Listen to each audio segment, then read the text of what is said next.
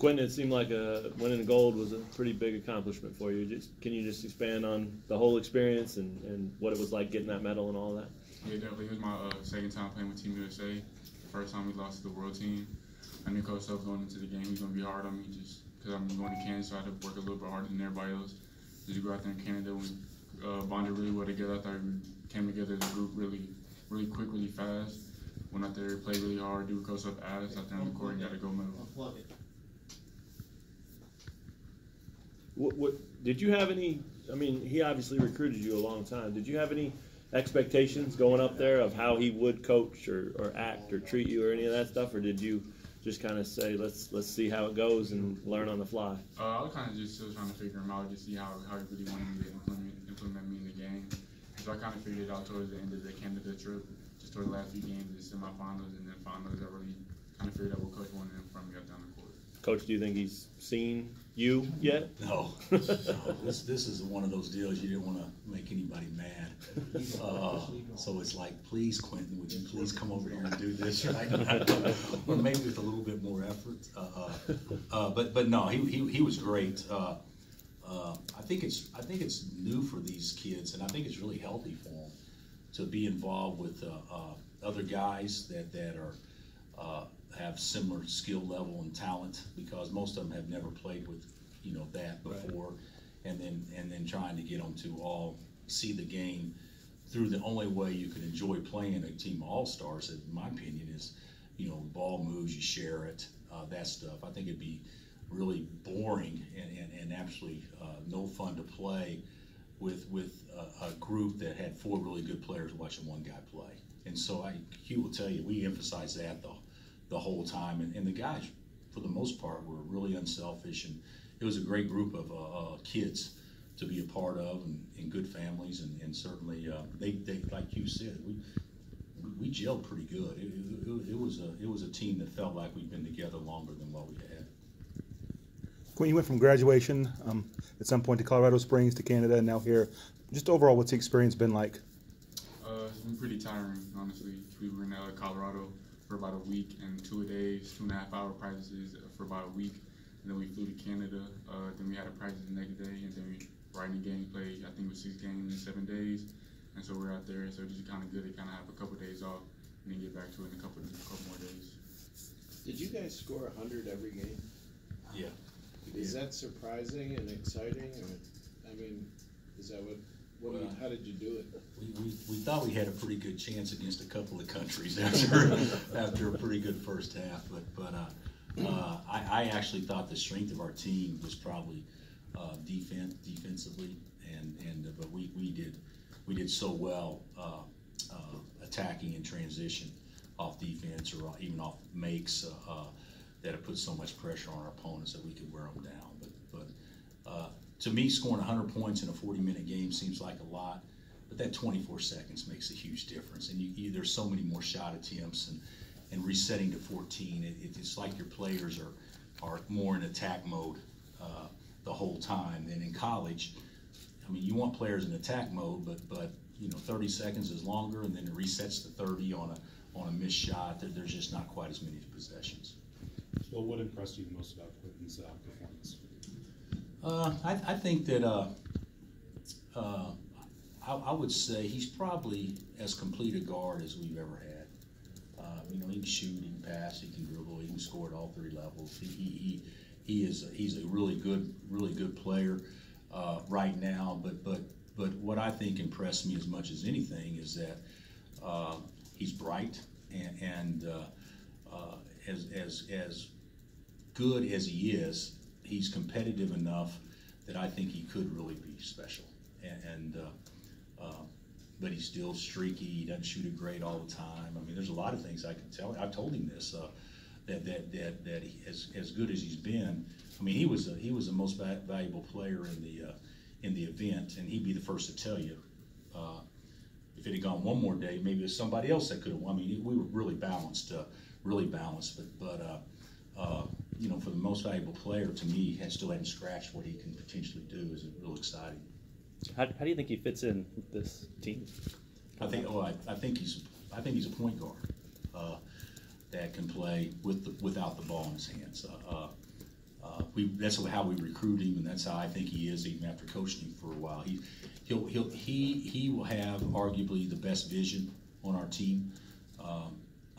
But there's a couple other guys. I mean, I think Devon's got good vision, and Diedrich may be the best passer in our program. But he's got great vision. He sees it, he feels it, but he doesn't have to have the ball to play well. A lot of guys need the ball to play well, and he doesn't have to have it. So he's a combo guard, a point that really is a combo guards, and that's kind of what we've made our living on here, last several years. Most of the experience for next year's team will be up front. Did you get a feel for maybe some leadership up in Canada, and maybe you can bring that to the backcourt here next year? Yeah, definitely. Just being out there, kind of had some 2019s out there. I knew them previously. I knew we had to do to win out there because we were playing against Argentina. We kind of came together, knew that we kind of had to lock in a little bit more because they were kind of coming in close at the end. So I really had to buck it down. I had to talk to a few players on the side, let them know to really get that rebound, get that stop defensively. So I feel like it kind of hopefully to translate pretty well here at Kansas. Did you like what you saw leadership-wise? Yeah, I did. I don't think he really had an opportunity to lead as much, because I think a lot of times it's easier to lead if the ball's in your hands more. Yeah, right. And the way that we played in this particular deal, he didn't have the ball in his hands as much as what he probably will here. I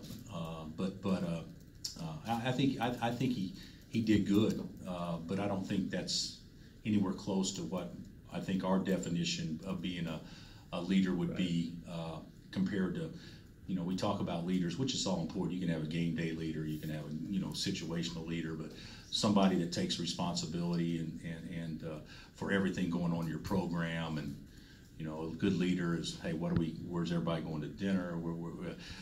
How are we going to handle with the recruits, or calling guys that we're recruiting, or when a guy's down, making sure you take him to lunch or something to see what's going on with him. I mean, there's a lot of things that go on, I think, to being a good leader, but he has a skill set to do that. You're going to be bigger, obviously, but with the speed you recruited, do you have a chance to be just as fast, do you think?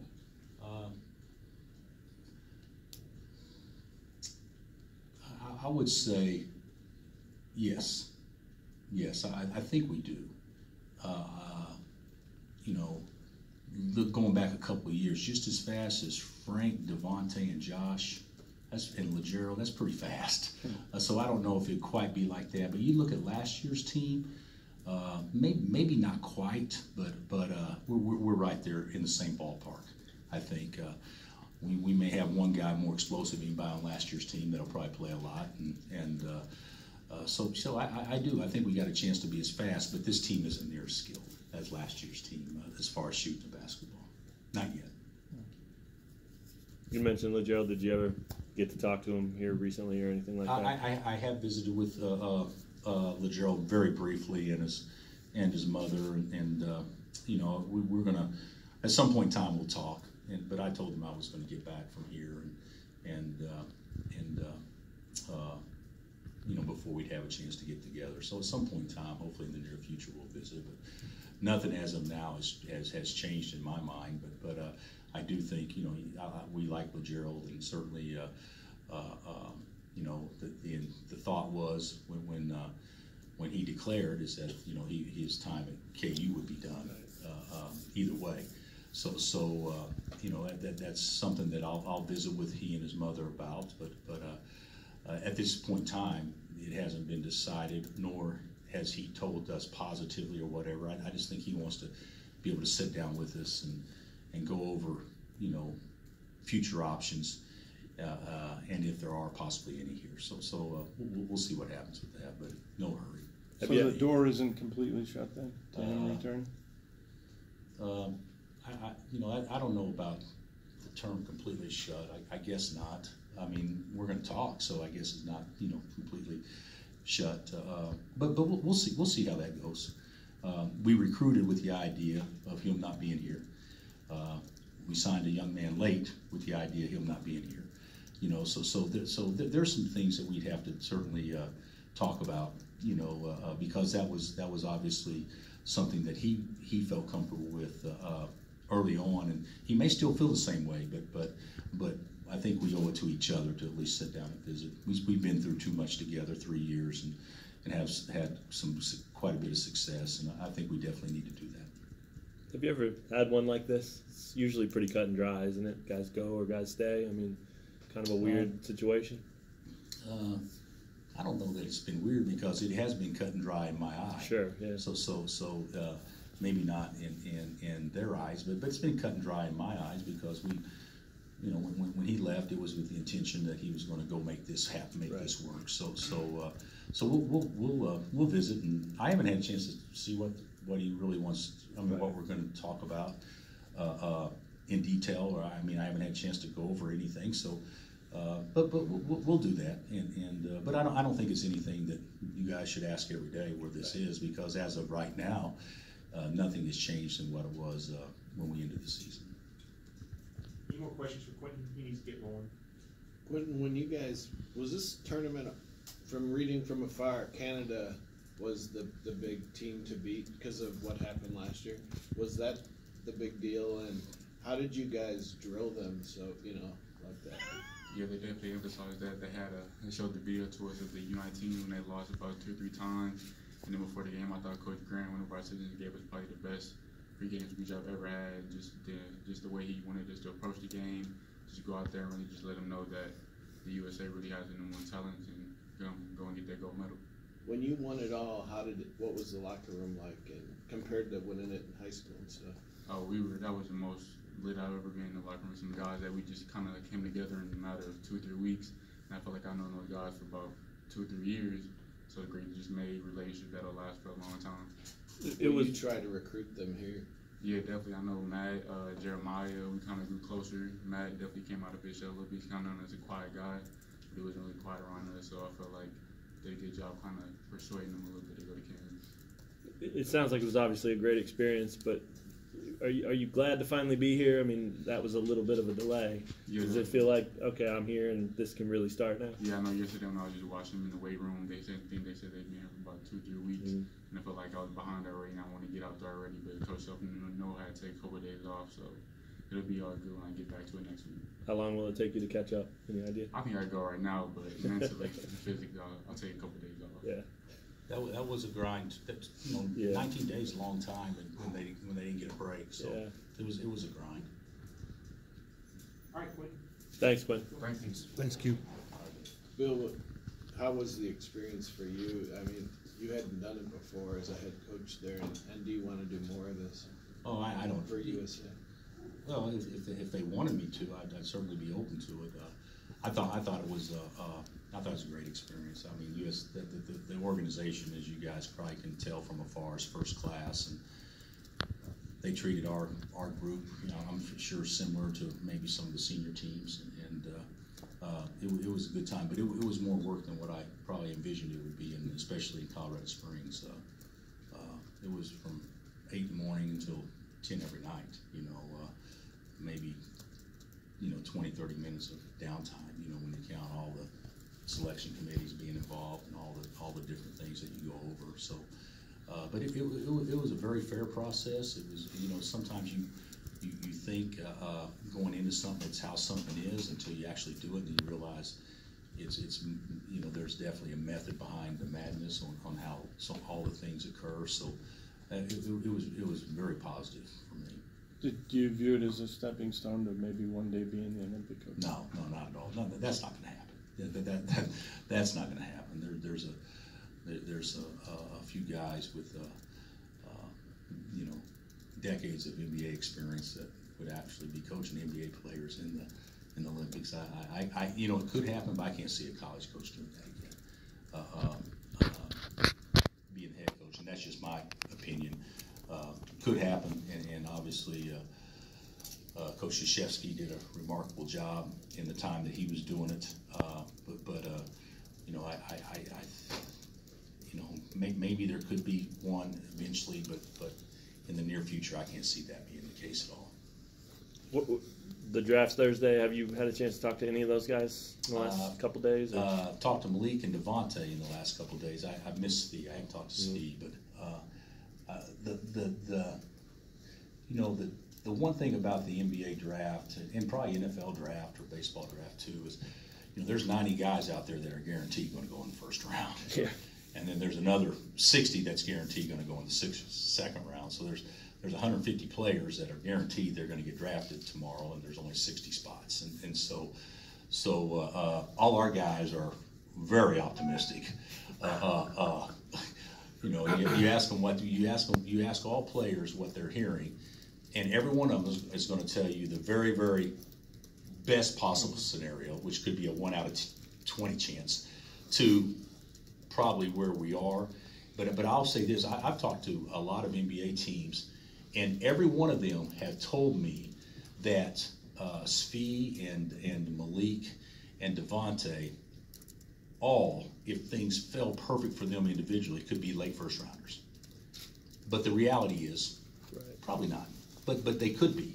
So I'm very optimistic that they'll all get drafted and hopefully go as high as they possibly can. But so much of it being picked, you know, at 29 or 32 or 37 is, you know, whatever guys they have on their board that they consider to be possibly above you.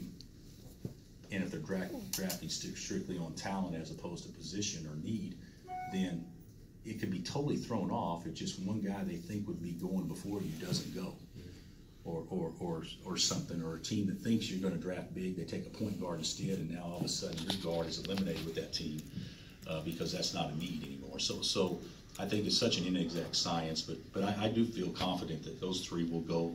And Billy, I really haven't heard as much on Billy, other than the fact that everybody is very optimistic about his talent. But I still think that I haven't got anyone to tell me exactly where they thought he'd fall. But everybody's told me first round talent for sure when I've talked to him. What's the most surprise you've ever been? I know you were surprised last year when Frank didn't get picked in the first round. I think a little bit, weren't you? Yeah, maybe a little bit, but not a lot. Not a lot, because the teams that had told me that they could consider picking him were teams that well, Bill, it could be him or these two other guys, depending on who's, you know. So if another guy's available, they may go a different direction.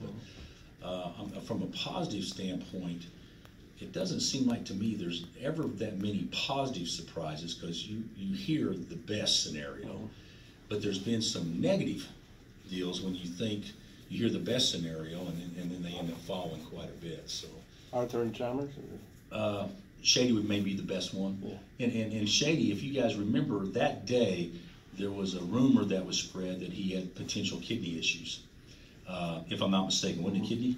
And I mean the draft's going on, and I'm having people call me, Bill, what is going on? What teams are saying? Why is he falling? This and that, and apparently there was some report out there that when he tested something, that something showed up because of medicine he was taking or something like that. That was a potential red flag. And here's a top 15 pick that fell to 27 or something like that. So that was bad for Shady. But you know, he weathered the storm, is still in the league. But that's really, I mean, you know, and the other thing about the draft, I've always been told, now this may not make sense anymore because there's two-way contracts and so many other things, but I've always been told if you're going to go late second, you're better off not getting drafted, because then you can pick what place you go to that may have an opening. Because if you get picked 60th or 57th, you're locked into that deal, and they may already have 14 guys on guaranteed contracts. So, but they happen to pick somebody, so they just pick you. So, you know, I think there's some. I don't know if that's quite the case anymore, because there's so many more guys getting an opportunity to play in the league due to two-way contracts and things like that. And it seems like to me there's certain franchises that have, you know, you go to the Brooklyn Nets or some of the other franchises that maybe hasn't been as strong the last couple of years. You know, there's more guys that play with them over a course of a year maybe than what there would be for the Celtics or the Warriors. So you know, so much of it is getting drafted by the right team or being a free agent in the right camp. Coach, last few seasons you went to, you know, Asia, Italy with the basketball team. Is there something maybe you got out of this last experience that maybe that it benefited you as opposed to not getting out of those experiences? I think the deal in Guangzhou was the best thing for me. And we've actually played different since we went there, because with the short clock and being together that long and practicing that long, the one thing that you have to do as a coach is you have to trust your players to make plays that you don't coach. Whereas a lot of times if there's enough time in the clock, you'll try to get players to make plays within your concepts. You still have concepts, but they're much looser. You know, we had something that we did. You know, every time we got an offensive rebound, if we could score immediately, we called quick strike, because we knew we only had 14 seconds. So it was like a fast break in half-court offense, because we had to get shot fast. So there were things like that I think that really helped me trust players more, because when you play that way, you got to trust them to make the right decisions. And I think for the most part, the last 2 years, we've done that better than what we have in years past. And then this deal with this team that Q was on, that's the fastest I've ever played. I mean, I've never played remotely anything close to that fast. But we didn't sacrifice ball and body movement, so I think we can still play faster and be more aggressive and not compromise, you know, what we think is important. So I do think I've learned a lot. And how does trusting players end up a positive result? They get more confident? Confidence. Yeah, Confidence. Like, you know, hey, go make, you know, you define what make a play is for them. So, you know, instead of just saying go make a play and kind of leaving it open-ended, define what making a play would be for each one of those guys, and you trust them to go do that within however you want to play. And I think that gives players confidence, because you're asking them all to be aggressive. You know, we're sometimes with a longer clock, back it out, set it up. You know, let's make sure that, you know, a certain guy touches it. It's easier to play that way if you have balance. If you don't have balance, now you have to play through your two strengths or whatever. But with a team like this, I mean, we had enough balance. It didn't make any difference to us who shot the ball. So that was fun. With such a young team this year, at least new to you, will it be hard to trust them, or are you going to have to keep reminding yourself to trust them? I don't know. I think if I watched them, you know, we practiced yesterday as part of our, you know, improvement time. And if they keep trying like they tried yesterday, then I think it'd be easier to trust them, because I think it was competitive and good.